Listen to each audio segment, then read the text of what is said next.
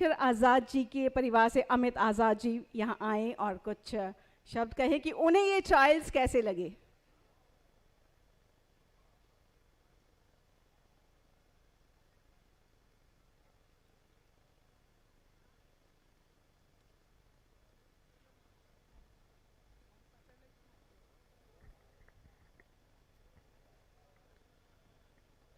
सर्वप्रथम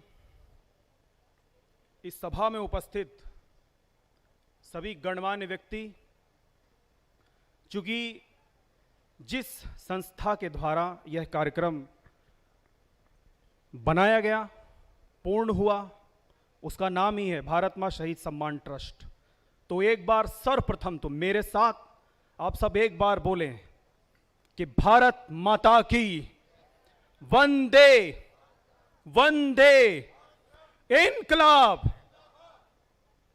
यह आवाज जोर से आनी चाहिए, बुलंद तरीके से आवाज आनी चाहिए, क्योंकि यह आवाज उठाते उठाते मेरे देश के और हमारे देश के 7,32,000 क्रांतिकारी शहीद हो गए, तब जाकर ये आजादी हमको मिली और हम आज उस आजादी की हवा में सांस ले रहे हैं।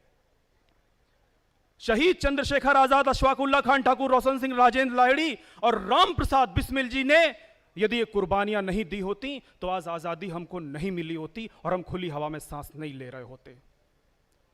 उसी आजादी को कायम रखने के लिए उन शहीदों के ऊपर, उन 7,32,000 क्रांतिकारियों के ऊपर और उन शहीद, अमर शहीद चंद्रशेखर आजाद जी को जब अल्फ्रेड पार्क में घेर लिया था, किसने घेरा था?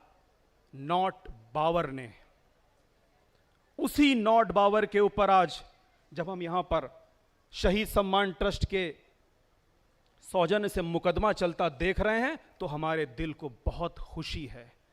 और उन 7,32,000 शहीद सुखदेव, अमर भगत सिंह और चंद्रशेखर आजाद जी की आत्मा को भी आज शांति मिल रही होगी कि आज कम से कम मेरे भारत में ऐसा हो रहा है, कोई तो कर रहा है। निश्चित रूप से मैं कहना चाहूंगा कि देह शिवावर मोहे ये शुभ कर्मन से कभौ न डरो, अरि सो जब जाए लड़ो, निश्चित कर अपनी जीत करो। ये जो बकिंगम पैलेस पर आज तिरंगा हम देख रहे हैं, ये महज एक परिकल्पना नहीं है। ये ठीक उसी तरह से है जैसे अमर शहीद चंद्रशेखर आजाद, राम प्रसाद बिस्मिल उत्तर प्रदेश के शाहजहांपुर में बैठ करके काकोरी कांड की योजना बनाते थे।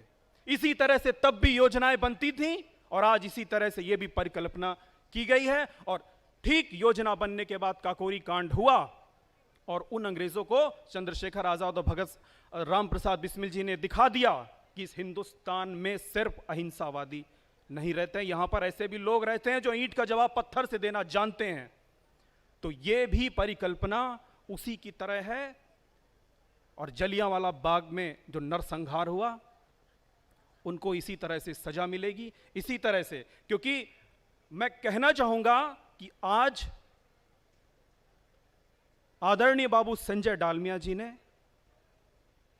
जो क्लिप यहां पर चलाई, जो यहां पर हुआ, वास्तव में जिस तरह से आज कश्मीर फाइल पूरे देश में चर्चा का विषय है, यदि ये थिएटर में सिर्फ इतनी सी क्लिप चल जाए तो तहलका मच जाएगा, तहलका। ये एक नई योजना है। ऐसी योजना हमारे देश में किसी के दिमाग में क्यों नहीं आई? क्यों नहीं किसी ने सोचा कि 1,98,08,53,124 वर्ष पुरानी संस्कृति का रक्षक कौन हो सकता है? कैसे उसको बचाया जा सकता है? इस प्रकार से उसको बचाया जा सकता है। सॉल्यूशन क्या है? समाधान क्या है? हम भाषण नहीं, हम समाधान देना जानते हैं। और यह एक उत्तम समाधान होगा कि जब तक उन विदेशी आक्रांताओं को सबक नहीं सिखाया जाएगा। संजय बाबू डालमिया जी हमेशा शहीदों के, मैं खुद गवाह हूं, हर शहीद परिवार के साथ वो हमेशा से खड़े रहे हैं। और उन्होंने गीता का जो श्लोक बताया कि यदा यदा ही धर्मस्य ग्लानिर्भवति भवति भारत अभ्युत्थानम अधर्मस्य तदात्मानं सृजाम्यहम्। मैं अपने ही रूप को रचता हूं। जब जब साधु जनों पर कष्ट आते हैं, उनका विनाश करने के लिए मैं आता हूं। क्या आपने कभी यह सार्थक होता देखा है कि योगेश्वर श्री कृष्ण ने जो ये कहा था, यह कभी सार्थक हुआ है? यह हुआ है जब मेरे देश में चंद्रशेखर आजाद और भगत सिंह आए थे, तो योगेश्वर की वाणी, वो गीता की वाणी सत्य हुई थी। और आज भी ये जो बकिंगम पैलेस पर आप तिरंगा देख रहे हैं, ये तिरंगा जो लहरा रहा है, ये तिरंगा हवा से नहीं लहरा रहा है, ये लहरा रहा है 7,32,000 क्रांतिकारियों की कुर्बानी के रक्त सरस्वती थे।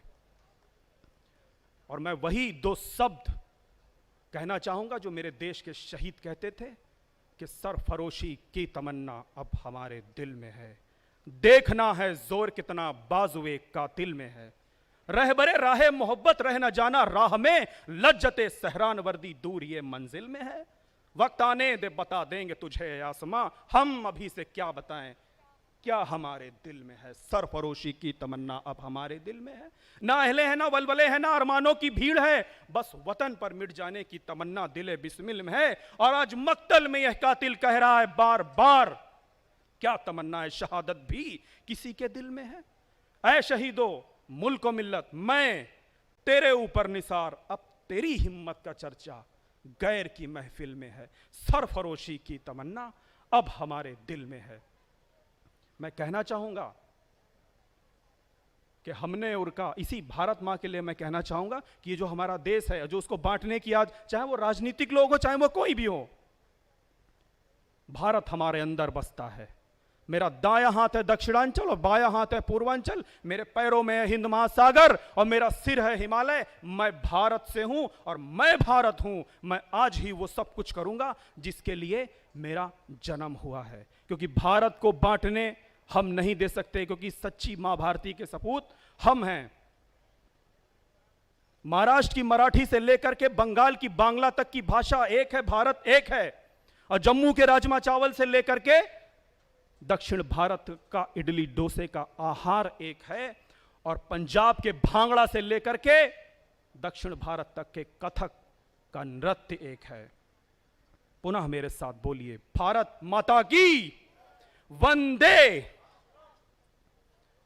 एक शब्द और बोलना चाहूंगा, आप सब लोग बहुत बुद्धिजीवी हैं, ज्यादा लंबा बोलने की जरूरत नहीं है, कि वंदे मातरम जब हम बोलते हैं तो अगर हमें अपने देश के शहीद सुखदेव, शहीद भगत सिंह, शहीद राजगुरु को सम्मान देना है, शहीद चंद्रशेखर आजाद जी को सम्मान देना है, अपनी सत्य सनातन संस्कृति को सम्मान देना है, तो बस हम एक बार बोल दें वंदे मातरम, वो सम्मान पूर्ण हो गया और कुछ हमें बोलने की जरूरत नहीं।